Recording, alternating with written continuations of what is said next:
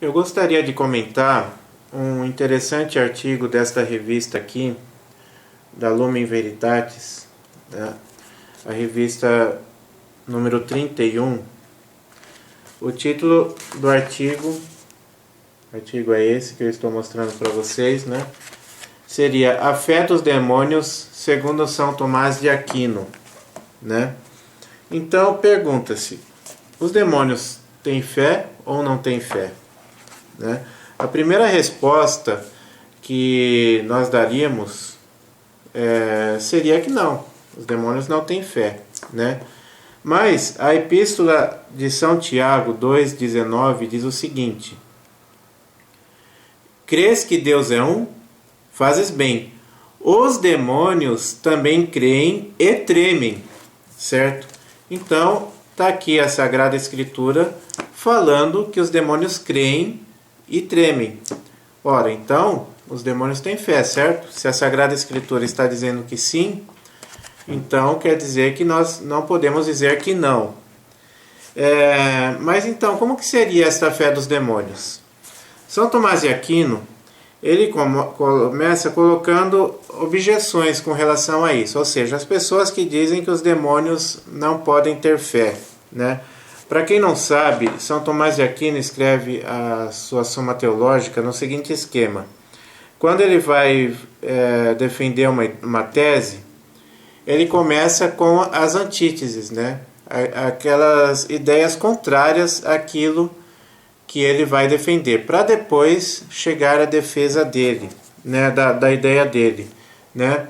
É o contrário, por exemplo, o que se faz hoje. Hoje, quando alguém defende uma tese, começa com a tese, com a ideia que ele tem. Não, a minha tese é essa, eu vou tentar demonstrar, né? São Tomás de Aquino faz o contrário. Pelo menos, primeiro ele mostra as teses contrárias para depois demonstrar aquilo que ele pensa. Então, ele começa com as objeções, né? Que diriam que os demônios não podem ter fé, né? Então, primeira objeção: a vontade em direção ao crer deve ser boa e os demônios não têm possibilidade de deliberar retamente, ou seja, os demônios não agem com bondade, pelo contrário, eles só agem com maldade. Então eles não podem ter fé. Segunda, lhes seria impossível ter fé, pois essa virtude é um dom da graça divina que eles perderam com a queda. A partir do momento que os demônios caíram, eles perderam a graça. Isso é claro, né? E terceira, o pecado da infidelidade parece ser o mais grave de todos. Como há homens que cometem tal pecado, tendo os demônios fé, o pecado deles poderia ser mais grave que o pecado dos demônios, o que seria incongruente, ou seja, um homem que não tem fé poderia estar pecando mais do que os próprios demônios que teriam fé. Então, como pode um homem pecar mais do que os demônios, né? Mas São Tomás sustenta que sim, que os demônios têm fé. E como seria então a tal fé e a sua natureza? Então, para começar, os demônios não foram sempre demônios. Os demônios são anjos, como qualquer outro anjo, que passaram por uma prova e negaram a Deus, ou seja, foram condenados e foram para o inferno e, vamos dizer assim, viraram demônios, né? Passaram a ser maus, mas não foram sempre assim. No começo eles eram anjos como os outros anjos qualquer, né? Eram bons e tinham, sendo bons, uma fé teologal, certo? E por quê? Porque sem essa fé teologal seria impossível ser agradável a Deus. E como eu disse, naquela época eles eram agradáveis a Deus, porque eles eram bons, certo? Então eles foram criados na graça santificante. E nesse estado de graça santificante, eles tinham um conhecimento enorme sobre Deus, né? Eles só não tinham a visão beatífica. Não cabe aqui nós entrarmos em detalhes sobre isso, né? Porque eles não tinham ainda passado pela prova. Mas imagine você o máximo conhecimento, mais alto conhecimento que alguém possa ter de Deus excetuando-se a visão beatífica, que claro, quando alguém está diante de Deus, vendo Deus tal como ele é, lógico que vai ter um conhecimento maior de Deus. Mas imagine um conhecimento de Deus máximo, excetuando esse da visão beatífica. É o que os demônios tinham. Os demônios, antes da queda, não ainda demônios, né? Os anjos tinham, e o homem também. Adão, ele tinha um conhecimento de Deus muito maior, conhecimento infuso muito maior do que o que nós temos hoje depois da queda, né? Então, os demônios tinham esse conhecimento. Os demônios, como eu disse, ainda não demônios, ainda eram anjos, né? Ora, depois da queda, eles não perderam esse conhecimento que eles já tinham, porque o pecado não faz você se esquecer, né? Porque isso faz parte da própria natureza. Aquilo que faz parte da própria natureza do ser, você não perde ainda, mesmo pecando, né? Como ocorre conosco, por exemplo, um homem santo não é diferente de um homem pecador. Ambos são homens do mesmo jeito, ontologicamente têm a mesma natureza, né? Um homem santo não é mais homem do que um homem pecador, certo? A diferença é que um está na graça, outro não, mas ontologicamente ambos são homens do mesmo jeito. E os demônios, quando da queda, eles continuaram sendo anjos como os outros anjos. A natureza deles é angélica, né? Com a diferença que eles passaram a ser maus, né? Então, eles perderam a graça, né? Perderam a possibilidade da visão beatífica, mas aquele conhecimento que eles já tinham, eles mantiveram, certo? E os anjos foram criados com certos dons naturais, por meio dos quais conhecem a verdade, né? Então, como eu dizia, o pecado não tira tais dons, pois fazem parte da própria natureza angélica, certo? E aliás, a inteligência dos anjos, né, já que a gente está falando da natureza angélica, é uma inteligência extremamente aguçada, né? Eles são muito mais inteligentes. Imagine você, o mais inteligente dos homens que já passou pela face da Terra. Por exemplo, vamos imaginar um Einstein, que parece ter sido o homem mais inteligente que já passou na face da Terra. Então vamos imaginar ele. Pois bem, o menor dos anjos, o anjo mais pequenininho, menos inteligente, vamos dizer assim, perto desse anjo, um Einstein, por exemplo, seria como um nenê que acabou de nascer e só sabe chorar e mamar, por exemplo, né? Só para fazer essa comparação, como a inteligência angélica é maior do que a nossa, né? Então, os demônios, eles podem não ter um conhecimento sobrenatural da verdade através da graça. Isso eles não têm mais mesmo, certo? Mas eles percebem certos sinais. Eles que têm uma inteligência aguçadíssima, eles percebem certos sinais e eles não podem negar aquilo que a inteligência deles está mostrando, está demonstrando, né? É como se dissessem, olha, eu odeio reconhecer isso, mas eu não sou burro, a minha inteligência está mostrando que tal coisa acontece, né? Então, através do conhecimento natural, eles chegam a certas conclusões de fé, né? Mas não através da graça, né? Então, a vontade dos demônios é atrelada ao mal. Então, mesmo quando eles proferem verdades, o fazem para enganar, e quando creem e confessam, fazem coagidos pela evidência das coisas, certo? Eles não vão negar aquilo que a própria inteligência deles afirma, né? Como diz aqui, por exemplo, em Marcos 1, Marcos 1, 24, né? Quando Jesus vai expulsar um demônio, o que o demônio diz? O que há entre nós e ti, Jesus de Nazaré? Vieste para nos perder.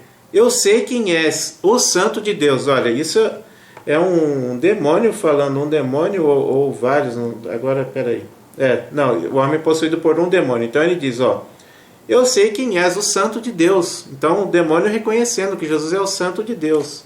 Mas claro que ele não está reconhecendo isso de livre vontade. Ele está reconhecendo coagido pelos fatos, né? Pelo poder que Jesus estava demonstrando. Então, aí vamos a outro ponto. A fé dos demônios é livre, né? Então, uma das características da fé diabólica, como nós dissemos, é a coação. Isto é, certa violência que compele esses anjos maus a agirem sempre malevolamente. Assim, tal fé não pode ser fruto da vontade livre, mas forçada pela evidência dos sinais. Signorum evidentia, né? Ou seja, o que a gente acabou de dizer. Se eles pudessem não crer, eles não quereriam, mas eles são forçados, certo? Então, os homens que não creem em Cristo nem sequer imitam os espíritos malignos, pois apesar de odiar a Cristo, creem, certo? Então os demônios odeiam a Cristo sim, e odeiam crer que Cristo é quem Ele é, mas eles creem, né? E nós homens podemos optar por não crer, como muitos não creem, né? Sendo assim, não há mérito na crença dos demônios, ao contrário dos homens, pois quando nós homens cremos, né, há o assentimento da vontade. Nós cremos porque queremos crer, certo? Então, outro ponto, a fé dos demônios é um dom da graça, certo? Então, a asserção de Efésios 2:8, né, poderia ser aplicado aos demônios, que diz Efésios 2:8: com efeito, é pela graça que vós sois salvos, por meio da fé. E isso não depende de vós, é dom de Deus, olha. É pela graça que vós sois salvos, por meio da fé, certo? Ora, se os demônios creem, então eles podem ser salvos por meio da fé, né? E isso não depende de vós, é dom de Deus. Ora, mas os demônios estão em estado terminal, ou seja, eles estão condenados para sempre. Então, eles não podem ser salvos por meio da fé, né? Eu vou ler aqui o que diz o artigo, né, na página 211, que ele explica muito bem, né? Diz o seguinte: a fé, que é dom da graça, inclina o homem a crer por um certo afeto ao bem, ainda que ela seja informe. A gente vai falar depois da fé dos hereges, né, e dos pecadores. A fé do homem pode ser uma fé informe, né, mas ela deriva, de certo modo, a um certo afeto ao bem, né? Então, continua. A fé que existe nos demônios não é dom da graça, mas eles são forçados a crer pela perspicácia de seu intelecto natural, como nós dissemos no começo, né? Eles veem pelas evidências das coisas, né? Então, a perspicácia do seu intelecto natural. Eles são inteligentes. Então, a fé diabólica não está, portanto, aliada à virtude da caridade, e por isso pode ser comparada à fé informe, fides informes, nos homens, destruída igualmente da qualidade de virtude. Tampouco se trata de um ato moralmente bom, pois os anjos maus desejariam não crer, se pudessem, pelo que a infidelidade diabólica é materialmente pior do que a que se encontra nos homens infiéis. Então, aquele trecho de Efésios 2:8 não pode se aplicar aos demônios, certo?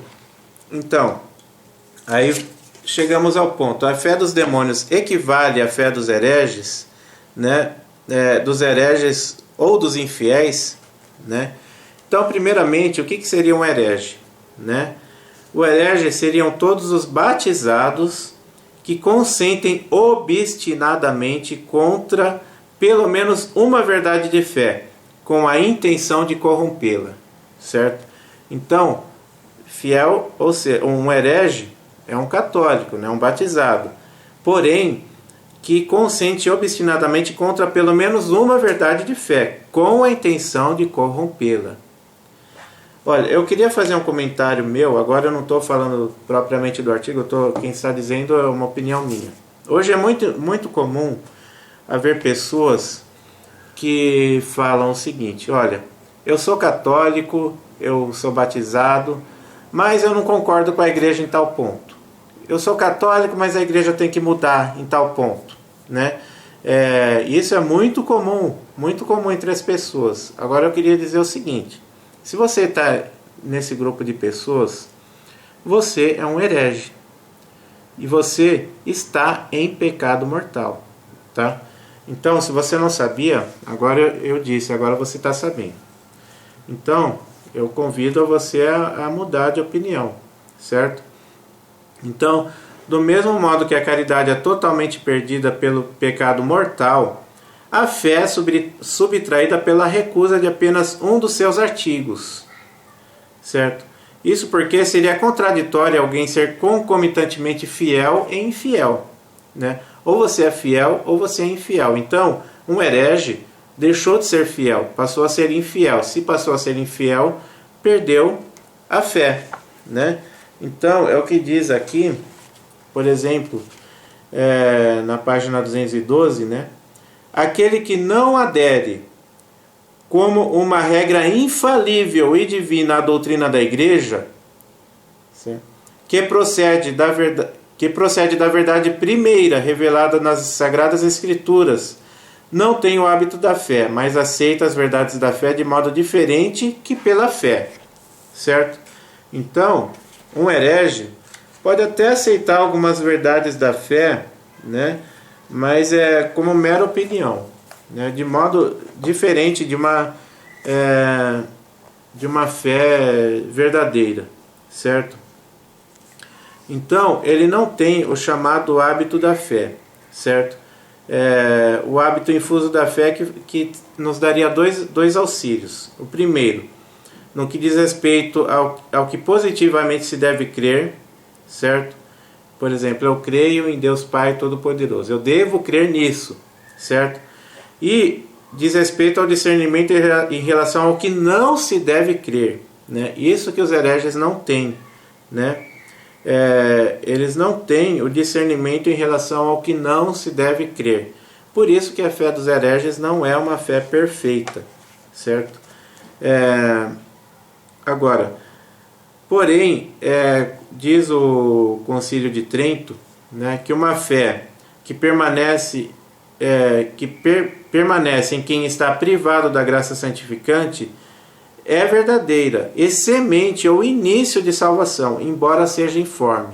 Então, por isso que a igreja sempre convida, né, os hereges a se reconciliarem com a igreja, né?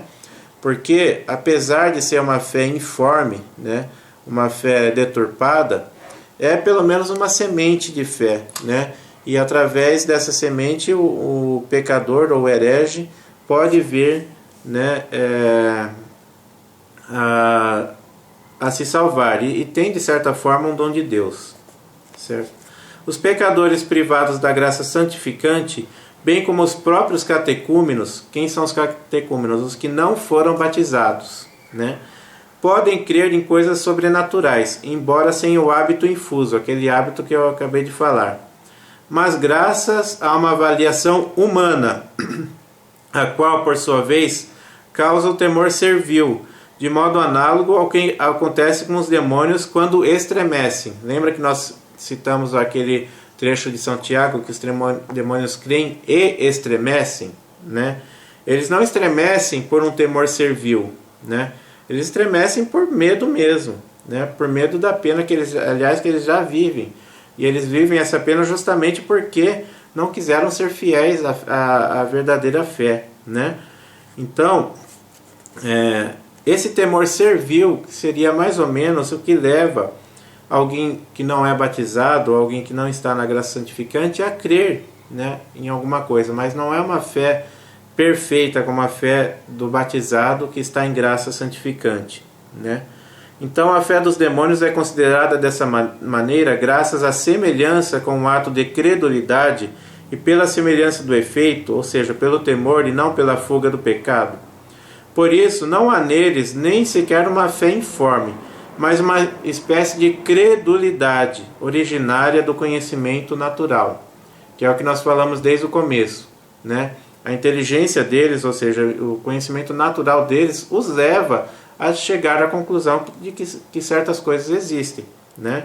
Então seria mais ou menos uma credulidade, mas não é propriamente uma fé.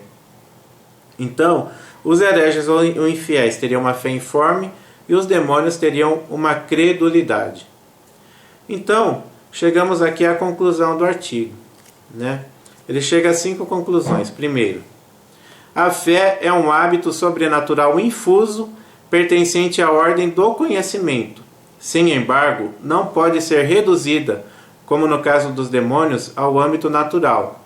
Por isso que nós acabamos de dizer que seria uma mera credulidade, mas não é uma fé propriamente dita, porque ela é apenas reduzida ao âmbito natural. Segundo, a fé não se restringe à esfera intelectual, mas requer o assentimento da vontade. Lembra, eu creio porque eu quero crer. O assentimento da vontade que não existe nos demônios, certo? Pelo contrário, a vontade deles é não crer, né? Se eles creem é pela evidência dos fatos, mas eles queriam não crer. Terceiro, a fé é sempre um dom de Deus e da graça direcionada para a salvação. No caso dos demônios, creem apenas pela perspicácia da sua inteligência, conforme já dissemos, né? Quarto, a posse da caridade é um fator fundamental para possuir a autêntica fé, né? É a fé e obras, né? A fé diabólica, mesmo quando profere verdades, atua com finalidade de enganar ainda mais. Agora eu lembro o que diz aqui o livro, né, falando disso, certo? Falando sobre a sola fides, né? O que é sola fides? O protestantismo diz que basta a fé para você ser salvo, né? Mais ou menos isso, em poucas palavras, dizendo que seria sola fides, né? Então ele diz o seguinte: eis que se a sola fides, entendida em sentido amplo, fosse suficiente, os próprios demônios já estariam justificados, né? Porque ainda que seja uma mera credulidade, eles têm, de certa forma, uma fé. Então eles estariam justificados, né? Esse para mim é um argumento simples, mas certeiro contra a teoria da sola fides, né? Mas continuando. E quinto, a fé produz temor filial e reverencial, né? Nós que temos fé, nós temos o temor filial a Deus, nós amamos a Deus, nós queremos estar com Deus, aquele temor filial e reverencial, bem como a purificação do coração. No caso dos demônios, consiste de uma circunstância compulsória, de mero temor servil, que os leva antes a se enfurecer e a se revoltar ainda mais contra Deus, pois se pudessem não crer, não creriam, e se pudessem pecar ainda mais, pecariam, né? Então, eu gostaria de terminar lendo a citação que a revista coloca aqui, de Santo Agostinho, né? Então, o que diz Santo Agostinho? O que é, pois, crer nele? Nele, em Deus, claro, né? É amar enquanto se crer. É amar muito enquanto se crer. É direcionar-se a ele enquanto se crê. E ser incorporado entre seus membros. É esta, portanto, a fé que Deus exige de nós.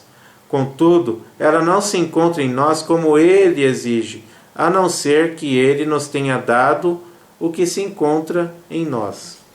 Certo? Então a fé, acima de tudo, é um ato de amor a Deus, né?